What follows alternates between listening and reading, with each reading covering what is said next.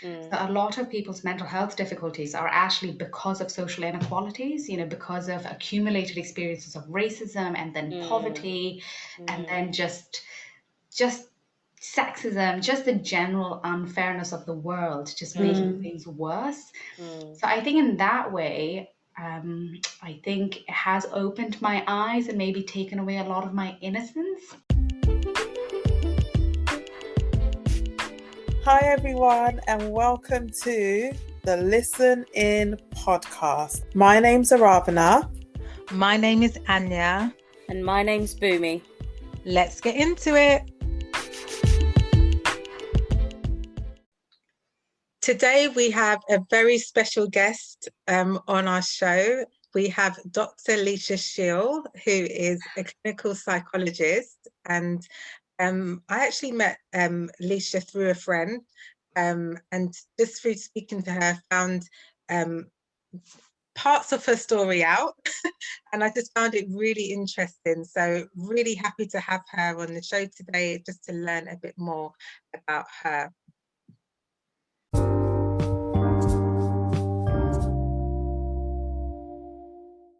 So let's start by just getting to know a bit more about you, Lisha. So can you tell us a bit about yourself?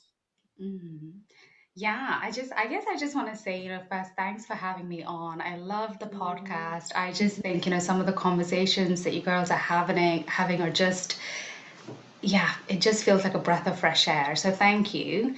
Um, yeah, a bit about me. So yes, I'm a newly qualified clinical psychologist. I just completed my doctorate at the UCL, a clinical psychology program. And what else? So I currently work in adult mental health, and I have a special interest in areas around racial trauma, culturally sensitive psychological therapies, and working with marginalized groups of people. That's a bit about my professional background. My personal identity, I'm actually of Indian heritage, but I was born and raised in Saudi Arabia because my parents were economic migrants. Um, but we're Catholic, and Saudi is a very strict Muslim country. So we came to the UK in 2005, in hope of like being able to live our full Christian lives. Especially my parents are they're very devout Christians. So yeah, that's what brought us to the UK, and I've been here ever since. Yeah. So yeah, that's a bit about me. Yeah, I thanks for always saying that. love hearing people's backgrounds and their journeys and stuff. It's so interesting. Exactly. Yeah, so thanks for sharing. Yeah. Yeah. And have you returned back to Saudi Arabia since you've been here, just to visit or? No, I haven't actually. I think it's kind of confusing where home is. So the way Saudi Arabia works is if you're not Muslim, you cannot get citizenship in the country. So Right. even though I was born and raised there, because we're Christians, I've never had a Saudi passport. We can never own a home there. Going back hasn't been that easy. I think only recently they've started to allow tourism visas. So maybe, I'd very much like, I have a new daughter now, I'm a new mum. Oh, Yay, Yay, congratulations. Yeah, congratulations. thank you. And I was thinking I would very much like to take her there one day, just for her to see where I Mm, grew up and some of the of parks that we used to course. play in. Yeah. So not yet, but maybe one day. But we go to India quite a lot, like every 2 years. oh, Okay, lovely. Yeah. that's good. Yeah, can I ask actually, what kind of like piqued your interest in like racial trauma and all your particular areas of interest? Yeah, I think it was actually clinical psychology itself that piqued my interest in it because I was born and raised in Saudi and also my home is India, I never realized I was brown until I came to the UK. Mm, And I remember, so when we came to the UK, so class and wealth doesn't translate from the east of the world to the west. So no. even though my family, do okay in Asia, they don't do so well in the UK financially. So the first home that we had when we came to the UK was actually in a council estate, and it was in a very white area. And I remember that was the first time I got called, the P word, like people, like children refusing to interact with me because they thought I was dirty and things like that. And I didn't Gosh. recognize what this Wow. was. I didn't recognize that this was racism until much later. And clinical psychology, perhaps this is something we will come on to, Bumi. Clinical psychology is interesting field. Mm. It is a very white profession. It is dominated by middle-class white women, perhaps a bit like speech and language therapy, I think. Yeah. A Yeah. lot like. Yeah. But clinical psychologists love to talk about race. They love to talk about race and inclusivity and all this good stuff, but not in the most careful ways. Sometimes the way they talk about it actually causes more harm than good. Mm. And, you know, even though they talk a lot about inclusion and all this good stuff, all the models that we're taught are very Eurocentric models. You know, they're very secular, Yeah. very Eurocentric. Mhm. You know, this is the scientific base and this is how we operate, without paying attention to the fact that, you know, the evidence base, usually all the participants in the studies are white people. Yes. And, you know, Exactly. people who are racialized as black or brown, often religion is a really big part of our lives, but Mhm. psychology doesn't make any room for that. Mhm. I think it was some of those some of those disparities, I think, you know, between the talk and the actual walk. Mm. Yeah. It was just noticing that made me increasingly, become curious about racial trauma. And, you know, how does psychology actually work for people who are not white? Yeah. The answer is it doesn't work very well. Yeah. I think it's really interesting because we've kind of touched on these things in some of our conversations privately and also a little bit on the podcast, but there's so many things. I think that point that you made about, you know, economic wealth or class status doesn't transfer over. I think that's a massive point. I think a lot of times people, like, let's just say this label of BAME, Black, Asian and other ethnic minorities, that's just the label, but they forget that actually there's also class in there. Like, people came to this country or another country with a class. So like, if you as a white British person move to China suddenly, you know, you still have those that background of your class and your culture and all of that with you, but it's like when it's the other way around, people don't really think about that. Exactly. So there's a bit, sometimes they might lump people together, and it's like, actually, just because two people are Indian doesn't mean they're exactly the same, because this person actually is from a really high class family and this person is from maybe a more working class family, and it's not the same. So I'm really happy that you made that point. And the other thing that you said that I think is really interesting and important is the way that, like, in wanting to be inclusive, the talk can become quite damaging as well. So yeah, I think that that's something that's not really discussed very much. And I think you can kind of see it in you know, not to take us off track, but you can kind of see it in sort of discussions about disability and disability rights and things like that, where, you know, people are trying to help, but in trying to help they end up saying things that are quite damaging to you know, people with disability. So yeah, I'm really glad that you brought those points up as well. I think so many good points in what you're saying, Ravna. And I think, you know, I feel really uncomfortable with this term BAME because of the reason that you've touched on. You know, for example, you know, in the Indian subcontinent, what used to be the Indian subcontinent, after the British left, you know, after the end of colonialism in that side of the world, it obviously got split up into Pakistan, Bangladesh, India, and Sri Lanka. And there's so much animosity between those countries, even to this day. But under this BAME category, all that history is wiped out, and we're all just lumped under, you know, this one massive category. And I'm sure it's the same with Black people as well. You know, Africa is such a huge continent. The difference in the country is lost when you just lump it under BAME, right?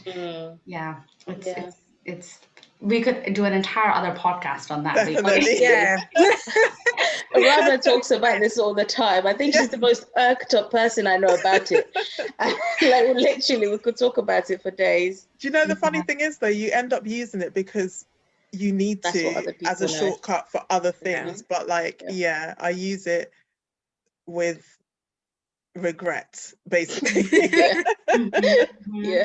I'm not sure how comfortable I feel about this whole people of color term either, because it feels a little too close to colored people, you know, which used to be the sort of denigrating term from back in the day. But someone introduced me to a new term called melanated people, in this, melanin rich.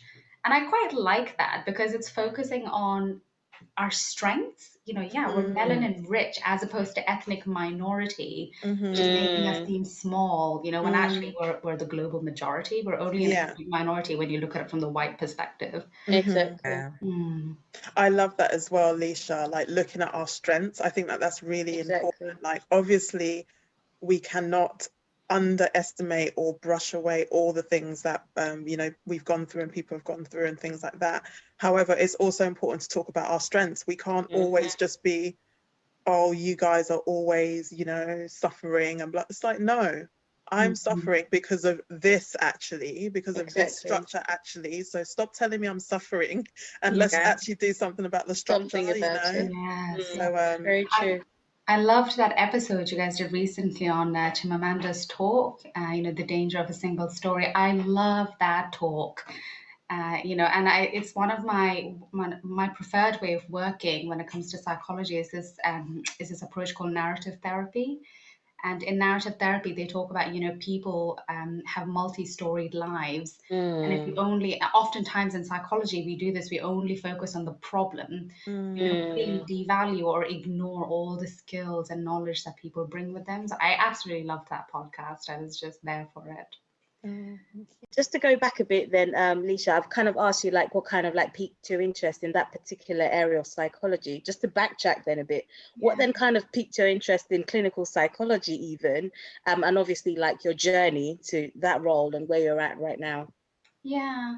So clinical psychology was just not something that was in my worldview at all.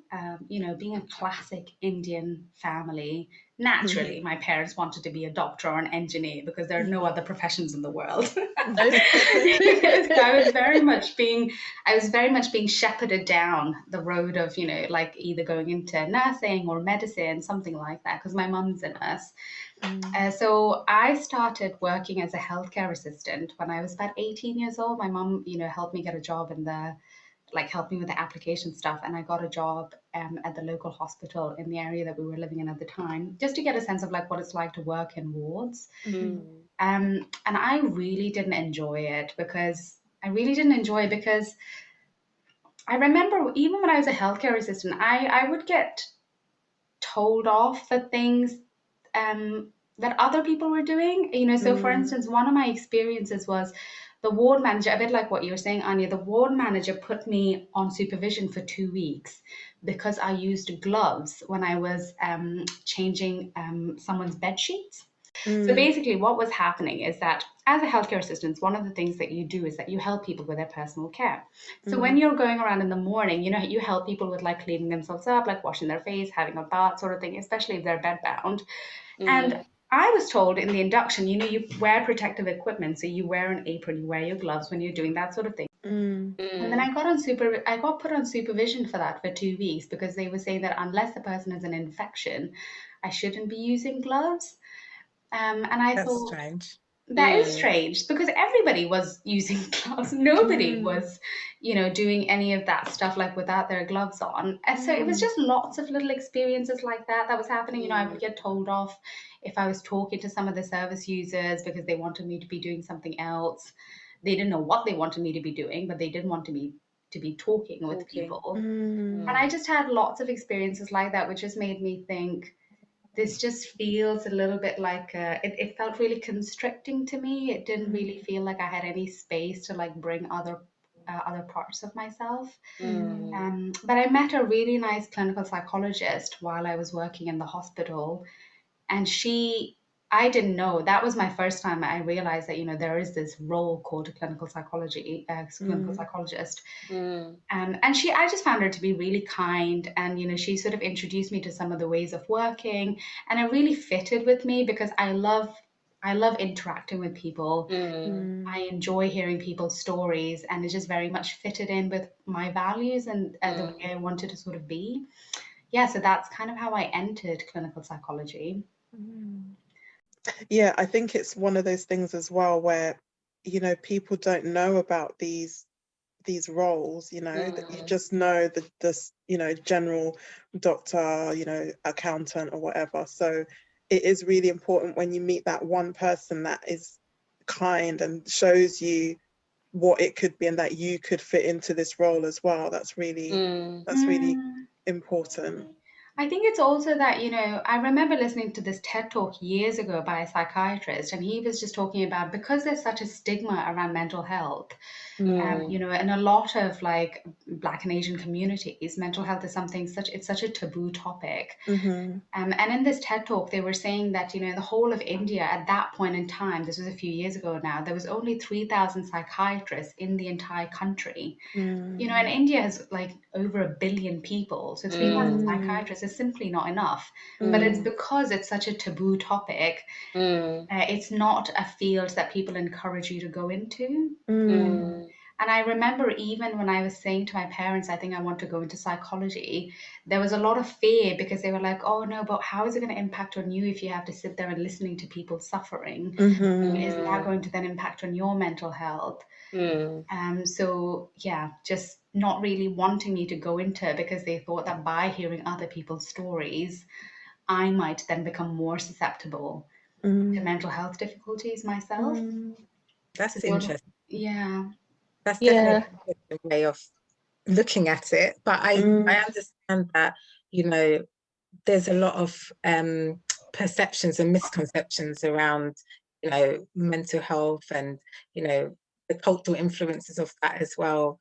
So yeah, I can see how that came about at the same time. But Mm. I think things are moving forward though. Things are starting to change. Mm. Perceptions are gradually Mm. changing things. Yeah, Yeah. definitely. Yeah, I think so. I think especially with the younger generation, Mm. it's becoming more understood that, things like depression, it's the common cold of mental health. 1 in 4 people have it. It's so common. There's nothing taboo about it. 1 in 4, that's, one of us in this room right now. And it's just so common. I Mm. think things are changing a bit slower to shift amongst the older generation, but that's okay. We'll keep working on Yeah. it. Keep working on them. Mm. Yeah.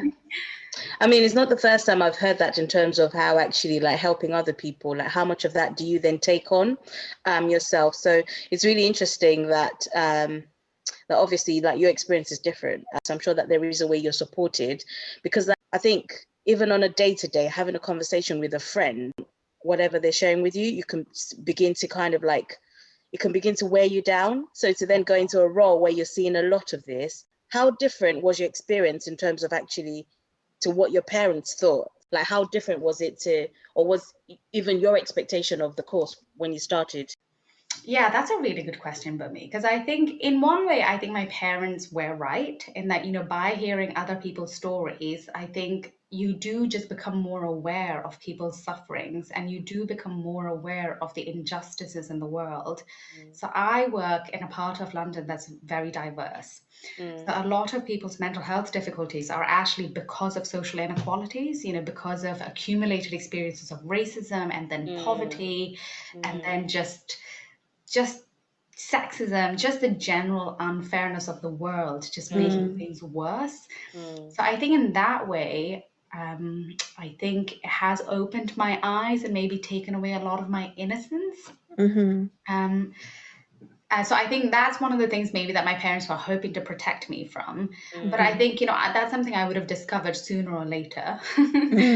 And yeah, and the way I've looked after myself is that I've been for my own therapy. I really believe that it's so important to look after yourself. And of course, I really value having a space, preferably with a stranger, where I can just go and talk about things really openly and just process it. It's just a way to digest, isn't it, all the feelings that's inside of you. And I think also to a degree, you do need to be able to leave some of it at work. But if you find yourself bringing it back home with you, or you're finding that you're thinking about something over and over again, there's usually a reason for it, either because it's connecting with a life experience that you've had, in which case you might want to unpack that in therapy or, supervision. I don't know if it's the same in speech and language therapy, but in psychology, supervision is sort of used as like a supportive space to like think through things. Mm-hmm. Yeah, so that's another Mm. space. Yeah, and actually, I just want to follow on from that because speaking from my personal experience as well, um, speech therapy, you know, sometimes because you're working with families, you're kind of it's almost like you're sometimes parents unpack certain things in those sessions with you. Mm. Um, and sometimes they bring a lot of their kind of fears, their anxieties, you know, they bring so much sometimes that actually I've found, you know, sometimes I can turn off my laptop at 5 p.m., but then I'm still thinking about the child. I'm thinking about what they've disclosed, or, you know, and I find that hard to kind of switch off from sometimes, just because of like, you know, the nature of some of the things that they've shared, or their anxieties that they bring forth, which can come across as aggressive sometimes. But it's because of what they're going through, but they are kind of releasing it onto you as the person who's the, I don't know, the professional who's there at the time. So I think that is definitely something that I've experienced, but I think probably other therapists who might be listening have experienced as well, around, you know, having to deal with some of those things. So it's really, I think it's just something that comes with working with people sometimes. Absolutely, absolutely. And you know, as you were saying, Anya, as you were speaking, it just sort of made me think sometimes it's also about recognizing that if you find yourself coming home and thinking about someone or something that someone said quite a lot, it might just be that you really care. And you know, I'm not sure that I ever really want to let go of that part of me. I want those moments, you know, where I'm just finding that I'm thinking about someone because I just genuinely care. You know, you genuinely want to do something to support.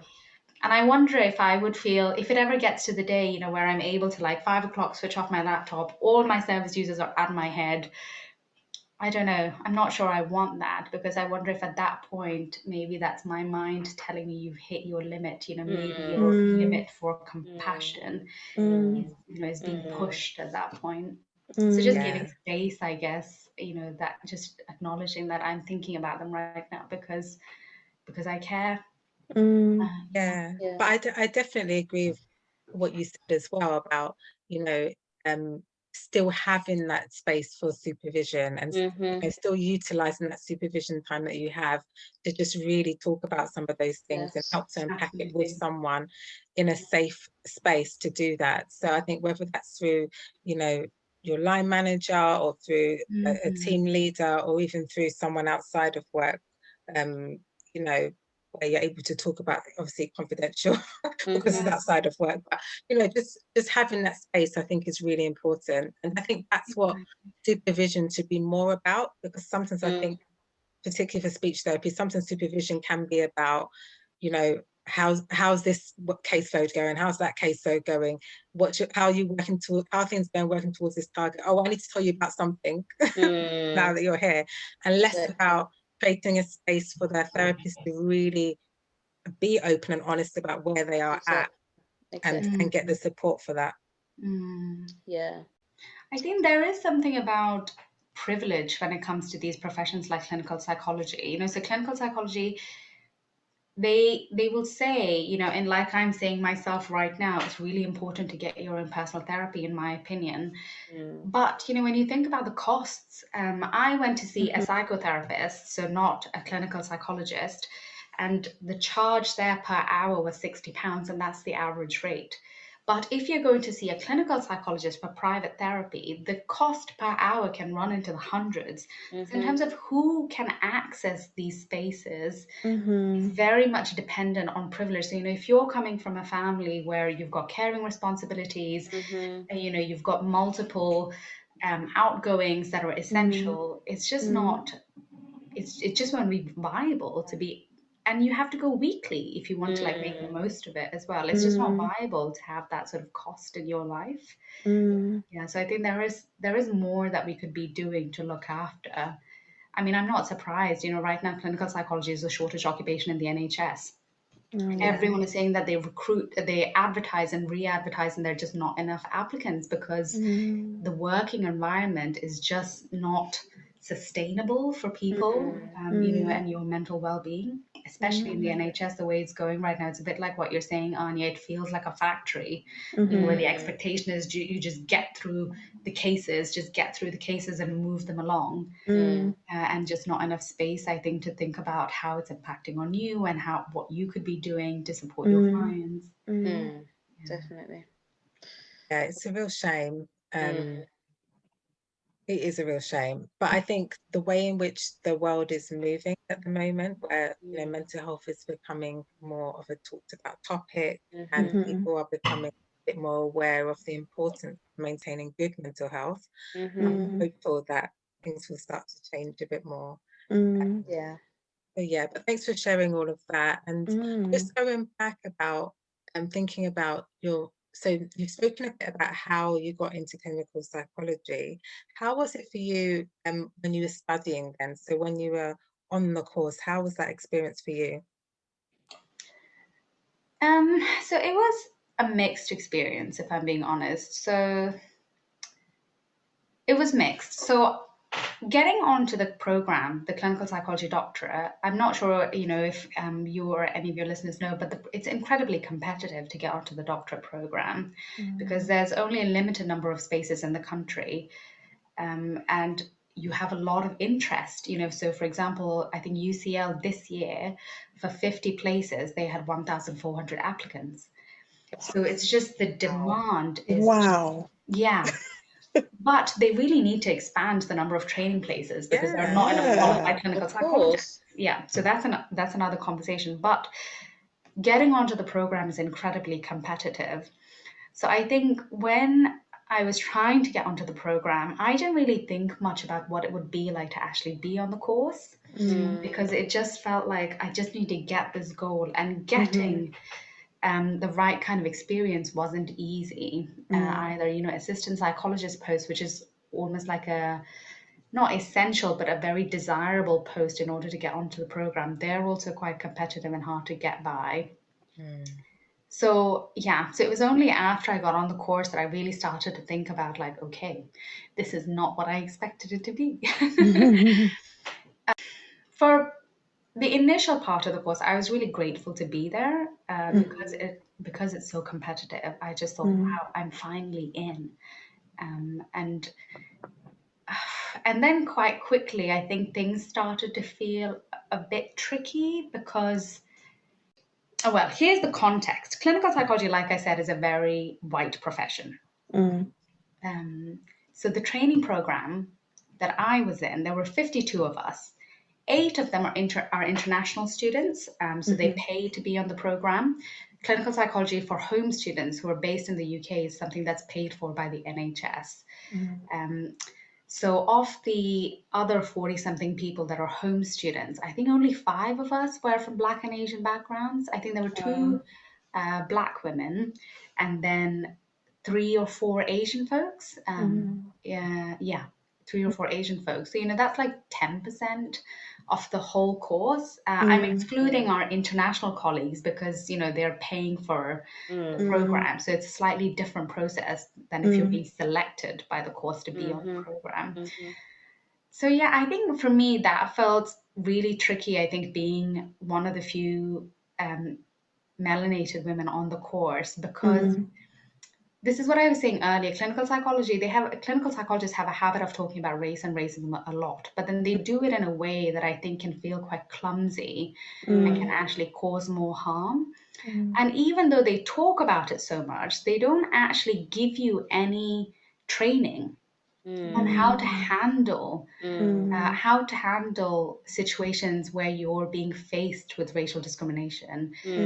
They give supervisors training on how to offer supervision to trainee clinical psychologists. But even as that part of that training, they don't give supervisors any framework on how to talk about race with trainees who are from different backgrounds. The reason I'm bringing this up, I suppose, is because that, throughout my training, I was surprised, I suppose, that the number of people, who didn't want to see me, or some of the interactions that I had at work, and just not having the right kind of support to deal with it.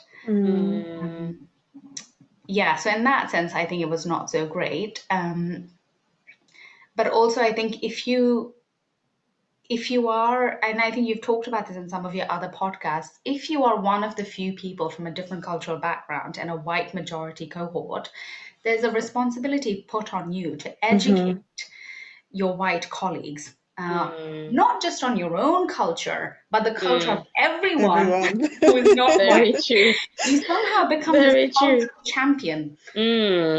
And I just about know about Indian culture, given that I grew up in Saudi Arabia. So to then put the burden of somehow holding all of Asia on my shoulders, it just is not okay. So I think, so those were definitely some tricky times. But then, there were also some benefits. I loved training. I think I did learn so much from it. And actually, I feel grateful to be on it because, in my work, I have worked with people from different cultural backgrounds. And because I'm Asian, I have felt comfortable bringing up topics of race and, intersectionality into the conversation because it's part of my life. It's part of my lived experience. And I think because of that, my work with those people have felt richer. And I think it's felt like we've talked about more aspects of their life than perhaps, perhaps areas that might not have been touched on if it was maybe with someone who felt less comfortable bringing those topics up. I don't know if I'm making any sense. Am I making sense? No, it makes complete Makes a whole lot of sense. Okay. Yeah. I'm not doing very well with sticking to my notes, but and it's really funny because you're touching on things that we've talked about with different people recently. So yeah, it's just sort of marrying everything up together in a really nice and clear way. So yeah, thank you. Yeah, definitely. Yeah. And can I just ask about specifically about those situations where people didn't want to see you and things like that? How are you able to tell us a little bit more about that at all? Yeah. So the reason I said that with this question that you asked, Anya, about my experience of training is because that was one of my early experiences of being on placement. So as you go through the 3 years of the doctor program, you get put on different placements to get, different competencies. And in my first placement, it was an adult mental health setting. And I'll just tell you the story. So I was doing a joint assessment with my supervisor, who's a woman racialized as white. So we were jointly assessing this gentleman who was also white about, whether or not he might want to engage in psychological therapy. So the agreement was that I would lead the assessment because, the idea here is for me to develop my assessment skills. And my supervisor would be there in the background just to support me and also afterwards to give me some feedback, that classic situation. So I'm there leading the assessment and I start to notice that this service user, even though I'm asking the questions, all his answers are directed to my supervisor. And I noticed this and I thought, okay, maybe he's just shy, maybe he's just uncomfortable and he'll relax a little bit as we go into the session. But then as the conversation goes on and we're starting to talk about what are some of the things that feel difficult, what are some of the difficulties that you're experiencing, he starts to talk about how in his area, he has noticed that there are now more Asian people in the area, and he feels really uncomfortable when he sees them because, you don't know what's in their backpack. It might be a bomb. You don't know who's carrying a knife around with them, and he doesn't feel safe going out anymore. And the area never used to be like that, and where have all these people come from? So then suddenly it's in my head, it's starting to click a little bit. I'm thinking, okay, I'm visibly Asian. And you're not making any eye contact with me and you're talking about the dangerousness of Asian people and, potentially all of us carrying bombs as we walk around parks. And, and it gets to this point where we're starting to wrap up the assessment. It got to the point where he just wasn't making any eye contact with me. And sometimes when I was asking questions, it's like he couldn't understand what I was asking him. So my supervisor would have to like ask the question again. Gosh. So the the dynamic changed. So it became that my supervisor is doing the assessment and I'm just sitting here in the background observing what's happening. And it gets to the point we're wrapping up the assessment and my supervisor starts to say, okay, it seems like this might be something that we can, we can offer you some psychological therapy for it in the service. Is that something that you would be interested in? And he says, yes, he would be interested in it. And, he wants to come. And then she says, okay, in that case, it'll be with Lisha here. When would be a good time for you?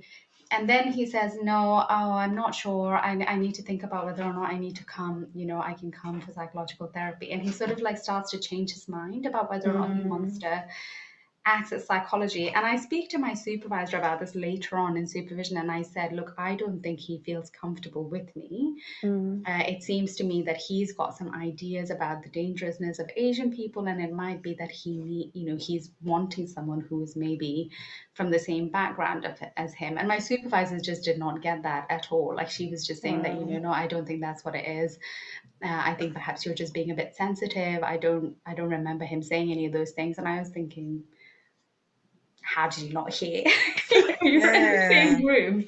So I call him back later on and I said, do you want to come back? Would you like to come back for a session with me? Here are some dates. And he said something like, he feels like in the past when he's seen foreign therapists, he's never really gotten on with them. And he said that he doesn't think that psychology is for him right now, and just put the phone down and just never came back to me and just never came back to the service. And for me, that was one of my early experiences of, someone not explicitly saying, I don't want to see you because you're brown. But it was there, in all his interactions and all the small ways he's communicating that he doesn't feel safe with me. And I've just had experiences like that, subsequently as well in just other places where people have just expressed discomfort with my way of being. I forgot what your question was around now. No, that was the question. But yeah, wow. That's yeah. Can I just ask a question as well? Because, at the point when he was disclosing this kind of fear he had around, people from an Asian background, what was going on in your mind? Like, how did you feel about that? Because the supervisor then said, oh, it'll be with Lisha, but were you even comfortable with taking a client like that on who was saying things which were quite racist, to be honest? Exactly. What was going through your mind? It actually started to click to me after he started to share some of these fears of his. It started to click to me what was happening in the room. And, he was sort of, all his behavior suddenly makes sense. All of his body language, the inability to understand this relatively straightforward questions I'm asking, all of this to me made sense. And I started to notice feeling really uncomfortable. And actually, you know what, Anya, what actually came to my mind at the time was I am not the right person to work with this gentleman. Because if he and I get paired as, for therapy, he's not going to be able to get the support he needs from me because he's not going to be able to be open with me. He's not going to be able to listen to anything that I have to say. It wouldn't have been a suitable match, for lack of a better word. And also, I'm going to be really honest, I didn't like him. I didn't like him. And, it's really hard to be compassionate and supportive of someone who you feel doesn't like you and who's also making me feel really defensive and angry inside myself. And for me, I think you have to be able to be authentic if you want to have a meaningful relationship with your service user. And I wouldn't have been able to do that with him. But the thing that actually got to me the most, the thing that irritated me the most, was my supervisor not noticing it and not making any space for us to discuss it. Exactly. That was the thing that irritated me, because for him, I was thinking, okay, you know what? This exists. Racism is real. Prejudice is real. People like him will have his views. But I think my supervisor needed to do better. Yeah. Yeah, definitely agree with that. Like, I think sometimes people wait to hear like maybe an N word or the P word or whatever it is before they say, "Oh, he's racist."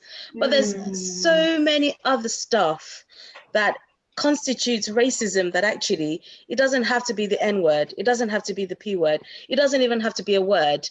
I think what I've been noticing a lot from the conversations we've been having is that when you go through university and you're under the supervision of someone, there's a lot that you don't feel comfortable to say or to address because you are under the care of someone and you're hopeful that they will be the voice for you. But that doesn't seem to happen a lot, because it sounds to me like now that you're fully qualified, Lisha, that's the sort of person that you might be saying actually might be better for you to work with someone else, and you'd have had the confidence to say that. Whereas as a student, you'd have probably felt lumped with this person. I mean, that's probably why you still went ahead and called him anyway to say, so when can we start? Because your supervisor didn't pick that up. But sometimes you then start to look like the problematic person when you start to say, I don't want to work with this person, and then think something's wrong with you. But all the signs are there. I would have called it out the minute it said, well, all these Asian people walking around with bombs in their bag. Are you kidding me? That's the point where that's the point where that conversation would have ended. But if she was waiting for the P word, then I don't know what to say about that. It's just really sad. I think It's really sad. you're absolutely right. I think there's two things there for me. One is actually that, people need to recognize, we as professionals need to recognize there's this very real difference in power when, when you're in a supervisory relationship, when you're in a patient professional relationship.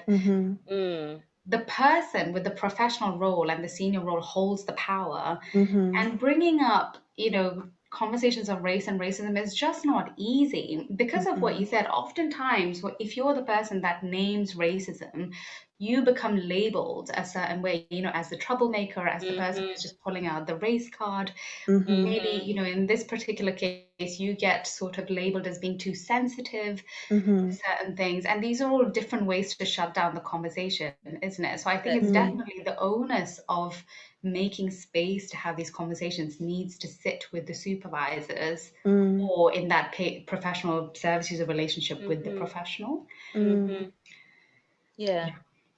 I'm sorry I had to go through that, but Yeah. I wouldn't be surprised if that's not the only experience you've had, to be honest. It wouldn't surprise me I at think all. this is a reality, I think, of people, Black and brown people working in the NHS. I think I know I'm not the only one who's gone through experiences like this. And I know that we aren't going to be the last ones to go through experiences like this. Sadly. It's just not something I think we talk about very much, because sometimes I've spoken to some people where there's this feeling of just resignation. This is just what life is like. So what's the point talking about it, is what some people have said. But I really think it's important to talk about it, because the other thing that you were saying, for me, this people are waiting for the P word or the N word because they're expecting explicit, overt racism. But actually, modern day racism is so sophisticated, it's so insidious, that the first response that we often get is usually we start to blame ourselves. It's a gaslighting effect. You start to question your competencies, you start to question your abilities, and you start to make yourself different to assimilate to the dominant culture. And it's all of that stuff that just makes us normalize things. I know normalizing is like a buzzword at the moment, but it's true. Like, we are normalizing these things and just saying, like, in order to get on or in order to just survive, you just sort of accept it. But actually, no, we can't just keep accepting this, because then it won't change. Exactly. Yeah. And I think this ties, sorry to interrupt, Lisha, but I think also this ties into I guess what you touched on earlier around racial trauma, and how you can go through certain experiences, and then from that you adopt this kind of feeling of guilt, and not guilt, sorry, of shame, feeling very ashamed and feeling like I can't talk about this situation because of what happened. And feeling like it's like you then have to carry this burden around with you. So yeah, are you able to just talk a little bit more about the impact of certain experiences on mental health? When we talk about certain experiences, are we specifically talking about racism? Yeah, racism and racial discrimination. Yeah. So, I want to start here by just laying a context for us, as we go forward. I think the first thing that we need to hold in mind is that race, is a social construct, by which I mean this is something that was completely made up by white people back in the 16th century. And then they put themselves at the top of the racial hierarchy. And the reason I'm saying that is because I think we forget that, the reason race exists is to hold up white supremacy. And the way it holds up white supremacy is by devaluing and othering and denigrating people who are, racialized as black or brown. And I just think it's really important to name this, because if we don't name white supremacy, I think that is then how we start to gaslight ourselves. That is how, instead of listening to that inner voice in you that is saying, something's not right here, this could be racism, instead of listening to that voice, we question ourselves, we question our ability, we question our competence, we start to change the way we dress, even what you all were saying in an earlier podcast where you said, I have to wear a mask when I come to work. I don't listen to certain types of music when I'm at work. I don't bring certain types of food when I'm at work, because we're changing ourselves, to fit with the whiteness in the system that we're in. And I just think it's really important to name that, because if you don't recognize, that this is the purpose of racism, then you make yourselves smaller. So with that in mind, given that the point of racism is to keep white supremacy going, naturally it tends to have a negative consequence on the mental health of people who are the receiving end of racism. And there are so many amazing people, who've done really good work on this. Like there's Professor David Williams in America, there's Ghislaine Kinwani here in the UK. So much research has been done around this topic. And what they've consistently found is that racial discrimination triggers psychological distress. And that psychological distress is what we're referring to as racial trauma. In different people, racial trauma can manifest in different ways. A really common one that we don't talk about enough is actually feelings of shame. So, when when you're at the receiving end of really insidious, sophisticated racism, like what you were describing, Anya, about competencies not being signed off. And I have this prior experience in my first assistant psychologist post where nothing I did was right. I could do nothing right. I think those acts are designed to, make you feel ashamed, make you feel small, but we don't talk about it because shame is such a powerful feeling. And what it does to you is it makes you want to hide away. So what you'll end up doing is, you might start to isolate yourself, you'll not want to talk to your friends about it because you're trying to figure it out. You're trying to figure out what is wrong with me. And then you can see how that can then, lead to low mood. It can lead to feelings of anxiety. So what you might notice is that, when you're thinking about work or when you're thinking about going into work, you start to feel really anxious. You start to feel really stressed out. You feel really uncomfortable at work. And this can then impact on your behavior, obviously. So for some people, being at the receiving end of racial discrimination can sort of make you feel like you're not in control of the situation. So what ends up happening is that sometimes in your closer relationships, the people that you feel the closest to or you love the most, you might start lashing out towards them because you're trying to regain a sense of control in some aspect of your life. Or you might start to feel that, you just don't have the motivation to do things that'll make you feel good, like exercise or go see your friends. You'll want to do things that are going to give you those quick fixes, So for some people, it might be alcohol. For some people, it might be eating that really good donut that you need. So I think racial trauma can just manifest in different ways for different people. Racial trauma is so significant for the well-being of people racialized as Black and Brown in healthcare. Because, if you're in professions like we are, clinical psychology or speech and language therapy, where you are underrepresented. So, for instance, you might be in a team where you're the only Black person you know, in a team of, let's say, 6 or 7 white colleagues, what tends to happen is that, like, you might start to feel really isolated. And, you know, like what we were saying earlier, and what, in fact, you touched in an earlier podcast, there is a burden put on you to not reproduce certain stereotypes. There is a burden put on you to educate people about your cultural background. You know, one of you were saying about, I think it might have been you, Anya, you know, you're from Jamaica, but someone is always talking to you about Congo, for instance, because they're just, all Black people are the same. Of course, we're from one big place. Yeah. Things like that can happen, but all of that can have an impact on you, because what that's doing is it's making you more and more conscious that you're different, that you're being othered, you see, from the dominant whiteness of the space. And all of these experiences over time can actually have an impact on your physical health as well. Because, and you know, what tends to happen, your emotions obviously then trigger a physical response in your body. So if you're feeling anxious, for instance, you know, you might notice that your heart starts to beat a little bit faster. You might start sweating, your throat gets all choked up. That's a physiological response. And then what's happening is that adrenaline and cortisol is going through your body.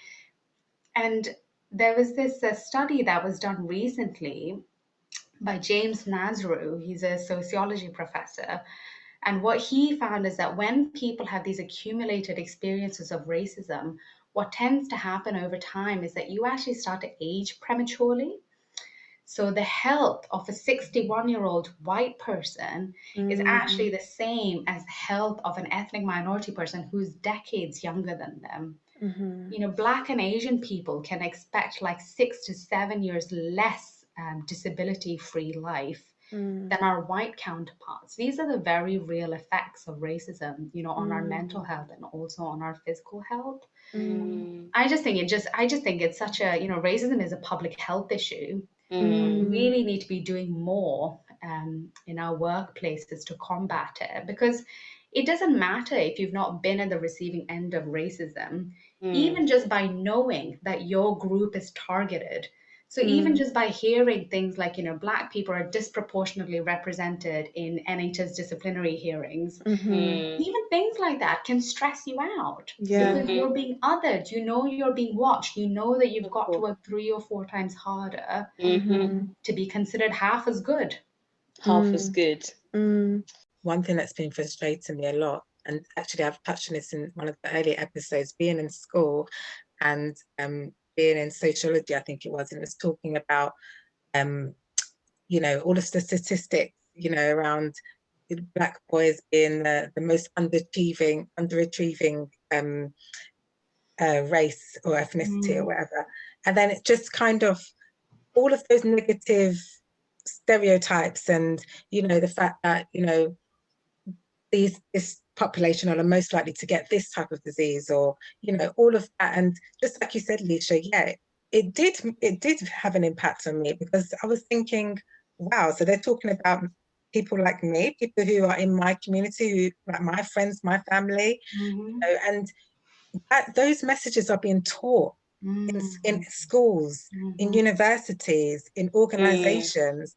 And I think it frustrates me, because I think, just as the Ravna said, the actual reason for it is not necessarily what has been taught. And I'm not saying that's the only contribution. There might be other contributing factors, but I feel like the contributing factors are not necessarily spoken about in a fair way, and it just really frustrates me. So I'm really pleased that you've spoken about it, because I think you've just dropped so many gems.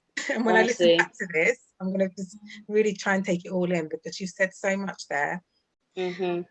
I cannot say the word white supremacy enough, because we forget that the bottom line here is white supremacy. And what has happened over the years, slavery was abolished. Slavery might have been abolished many, many years ago. But what has happened is that ways to keep people who are racialized as Black and brown, but especially people who are racialized as Black, ways to oppress them has been written into our institutions. This is why, you know, Black people are over monitored. This is why they're disproportionately represented in disciplinary hearings.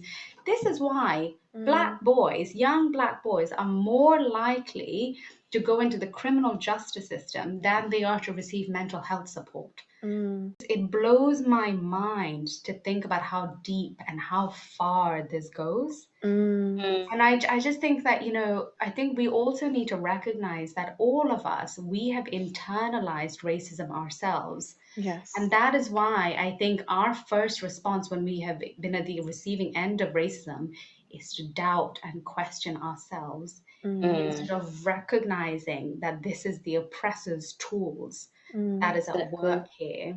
I think one of the pitfalls that a lot of us fall into, and I fell into this quite early on in my career as well, is that we, by isolating ourselves and not talking to other people about our experiences and not seeking the right support at the right time, we're sort of buying into that divide and rule tactic. You know, the divide and rule tactic is succeeding when we go into our little shells and, you know, we give into our feelings of shame and we don't seek the right support. Because if we all connected, if we had more spaces like what is happening here right now, I think it would be a different world. Yeah. I found that from last year when we started to do this, like just hearing so many other people's experience, it's just made me see things very differently from how I probably did like a few years ago. Usually you think, oh, it's an isolated incident, maybe something I did, maybe I could have done better, maybe I could have talked better, maybe my accent really did irk that person up. Like you just find every possible excuse. But the more you talk to people, the more you actually realize, no, it's not me. It was never about me. It was something else, and it was the other person. And I think you're right, Lisha, that we need to have the boldness to have these conversations and to actually call it out for what it is. Because until we do that, if we carry on like sugarcoating things, if we carry on avoiding the main topic of the conversation, we're not doing anybody any good, and we're not doing the next generation especially any good, because then they're going to have to come and face exactly what we're facing. Exactly. And I think it is up to us, I think, you know, to a degree, I think it's us and people from melanated communities to do that work, to liberate ourselves. Because there's this really amazing psychotherapist called Eugene Ellis who does a lot of, you know, thinking and writing around this. And he set up this organization called BARTON, which stands for Black, Asian, and African Therapist Network. And in one of his talks, you know, he mentions how one of the things we don't talk about is how racial trauma, you know, it travels through generations. And what has happened over time is that in order to survive, we have picked up certain strategies from our parents and their parents, you know, and one of them is silence. We have learned to be silent, you know, to give in to those feelings of helplessness. Nothing's going to change, because sometimes that is the only way to survive. Because, you know, we have seen that people who speak up, people who do things in the past, we've seen what tends to happen to them. But I think the antidote to that is to then form these collectives and come together, because it's easier to pick off people one by one, but it's harder to break up a collective. Exactly. And I've always said this time and time again, that the reason why I really like this podcast, and someone might think I'm biased because I'm one of the anchors, but I really like the fact that we don't just talk about problems. What I find a lot is that there's always a lot of talks about what the problem is and not enough about solutions. And I like the fact that even like you're talking about, yes, we are seeing this stuff, but this is what we can do. And it's not just leaving the responsibility to other people who have seemingly done us the injustice, but it's also what can we do for ourselves? Are we comfortable with like carrying on being labeled as such, or are we going to like change the narrative? And I think there's something important about actually changing the narrative, us changing the narrative rather than expecting other people to do it for us. So yes, thank you very much for sharing that. And actually, Bimi, like just following on from that as well, I find that speaking out is not always comfortable. So, you know, as Lisha touched on as well, a lot of these things we've been carrying around with us for years. We've just got on with it. We've just been silent like our parents had been. to an extent. You know, we just kind of carried on through life, particularly when you enter into these professional work environments, and you are the minority and you were in a position of, you know, lacking power in that sense. You're just trying to stay. You're trying to do what you can to further your career that you've worked so hard for. You don't want to do anything that's going to rock the boat. So to speak out about these things is a scary thing. And actually, it's something that personally I found quite scary as well. just starting to have these conversations and have them so publicly. Actually, and I've said this before, these conversations have been so liberating. You know, no longer do I have to just hold this in. Now I can actually be more authentically myself by just speaking about some of these things, having these conversations. Fortunately, I'm in a work environment that's supportive of it. So I recognize that I'm in a privileged position as well. But actually, I think the more conversations that we have, not just people from ethnic minority backgrounds, not so much melanated people, I should say, but just other people being, you know, more open to have these conversations and to learn more, I think is so important and so key if we're going to see change. Absolutely, yeah. And I think one of the things I think our, you know, white colleagues need to be really mindful of is that, I mean, I don't know if this has been happening for you in your speech and language therapy, in the speech and language therapy world, but certainly in the psychology world, after, you know, the events of 2020 with George Floyd, lots of these spaces started cropping up where people wanted to talk about race. And I think, you know, we need to be very careful about how these spaces are held and, you know, who is in these spaces. Because what I started noticing is that I found it really exhausting where, you know, I would be in a space where, you know, people want to talk about race and racism. And I'm there for that conversation. I want to have those conversations. But I think I'm at a different point in my journey to where some of my white colleagues are. So when I'm in a space with white colleagues who are, you know, saying things like, "Oh, I never knew it was this hard for you," there's two things that happens. One is that, okay, great, you know, let's talk about it. I'm great, you know, let's see the world for what it is. But on the other hand, it can also feel slightly invalidating, you know, because you start to think, how have you stayed ignorant for so long? Why does it take such a violent death? Why did that video need to do the rounds on social media for people to believe how violent racism is? So I think, you know, I think when people are talking about, I think it's really important that there are spaces for people to get race-based support, for people to, you know, educate themselves on race. But I think it's really important that white people do some of the education themselves in their own space. Because I think otherwise what tends to happen is that the responsibility to do the education, to have the knowledge, will sit with people like us in the room. Exactly. And it comes at a cost to our well-being. It comes at a cost to our own journey of self-discovery and liberation, because you're trapped in this position of educating and giving instead of receiving care. Because not only, in addition to doing the education, right, the responsibility to use language which is not going to trigger white guilt, which is not going to trigger white shame, is also on you. You know, the responsibility to not offend, to create a space that feels safe. I'm putting quotation marks around safe because I'm not sure there's ever a space that's safe for us to talk about race. You know, it's a lot about sitting with the discomfort and having the courage to move through the discomfort together.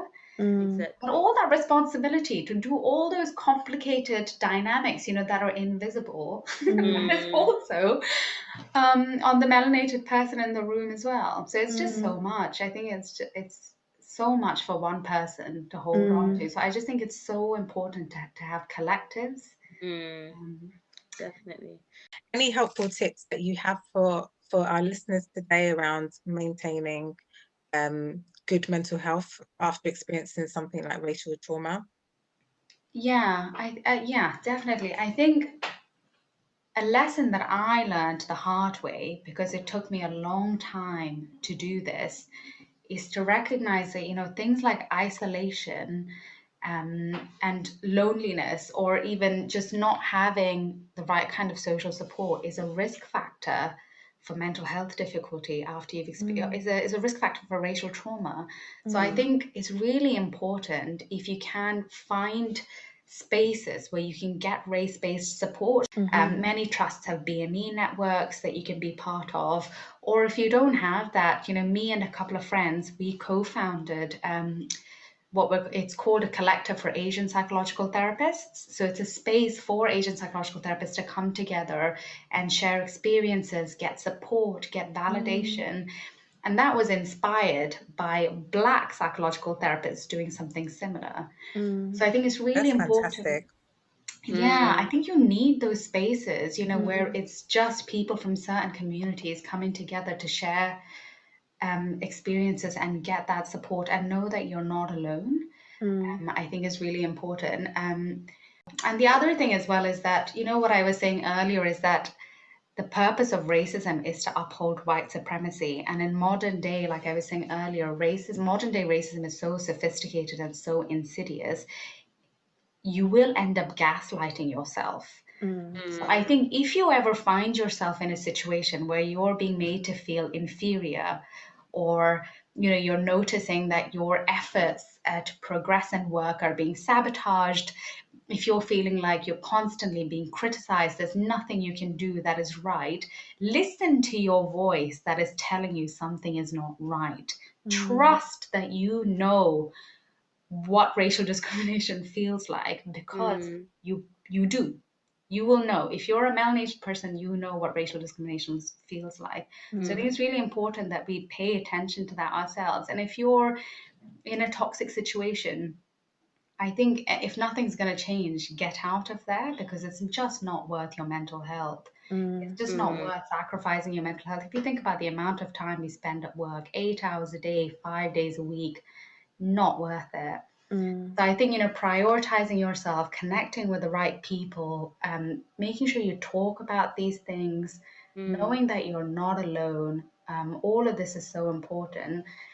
And if, if some of the listeners are people perhaps in positions of power, like, management and above, there are things that you can do as well. So for instance, be mindful, first of all, that people who are racialized as Black or brown tend to be, oftentimes they're quite isolated in our line of work. In speech and language therapy, in clinical psychology, there's a huge representation issue. So one of the things that managers could be doing is making sure that they make space for colleagues to talk about these things.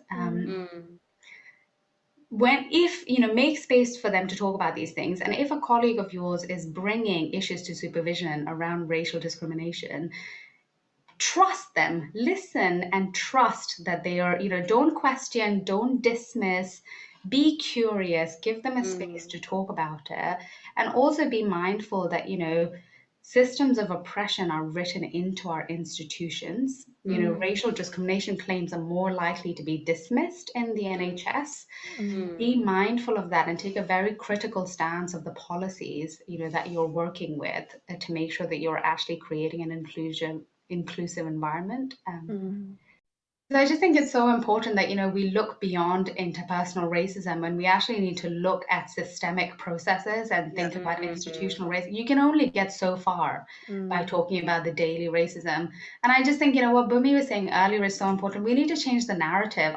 There's this quote I love by Audre Lorde, and she says, "Without community, there is no liberation." And, and she talks about, like, survival is about learning to make your differences your strengths. So let's talk about, what does our cultural backgrounds, how do our differences actually make us richer therapists in our work? I think it's really important that we start to change the narrative from focusing on the problems and oppression to actually focusing on our strengths and hearing stories of success. On this episode of the Listen and Meet series, we had a very informative discussion with Dr. Lisha, a clinical psychologist. She shared some of her experiences with us and offered some tips for persons, organizations, and systems to change the narrative around racial discrimination and racism. We would like to say a very special thank you to Dr. Lisha for honouring our invitation and having this honest conversation with us. We hope you have enjoyed all the episodes this season. Kindly share your thoughts and experiences of the issues highlighted on this episode with us. Your feedback is invaluable to us. And as always, please continue to engage with us on our social media platforms. Until the next season, bye.